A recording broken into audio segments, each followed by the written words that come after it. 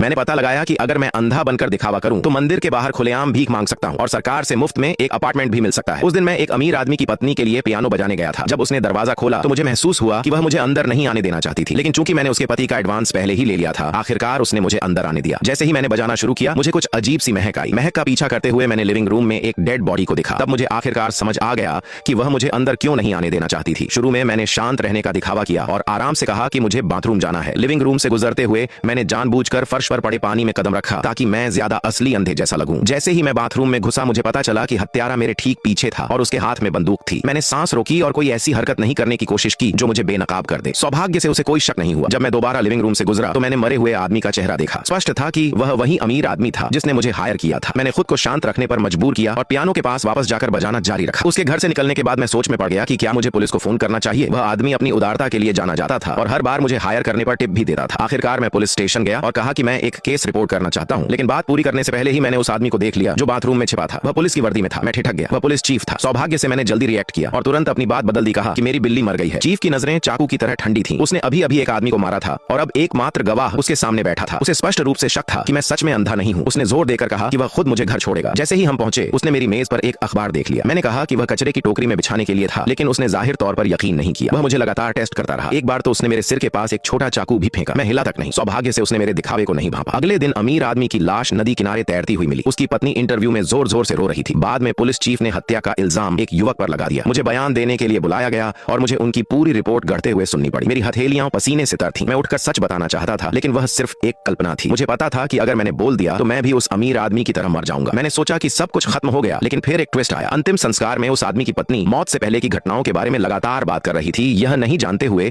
कि हत्या के दौरान वह और चीफ एक व्यक्ति को भूल गए थे, पड़ोस की बूढ़ी औरत। अंतिम संस्कार के बाद वह बूढ़ी औरत पुलिस के पास गई और कहा कि अमीर आदमी की पत्नी झूठ बोल रही है। जब पत्नी को पता चला तो वह बूढ़ी औरत के घर गई और दरवाजा खटखटाया। उस वक्त मैं संयोग से अमीर आदमी की बेटी का प्राइवेट टीचर बनकर हायर किया गया था। जब एलिवेटर के दरवाजे खुले तो मैंने अपनी आंखों से देखा कि अमीर आदमी की पत्नी बूढ़ी औरत को सीढ़ियों से धक्का दे रही थी। मेरे पैर कांपने लगे। मैं लगभग गिर ही पड़ा। मैंने खुद को शांत रहने पर मजबूर किया और दिखावा किया कि मैंने कुछ नहीं देखा। मुझे नहीं पता कि बूढ़ी औरत को इसलिए मारा गया क्योंकि उसने सबूत दिए थे, लेकिन मुझे लगता है कि वह औरत पागल हो गई थी। वह हर उस व्यक्ति को खत्म करना चाहती थी जो सच जानता था। मैं भागना चाहता था,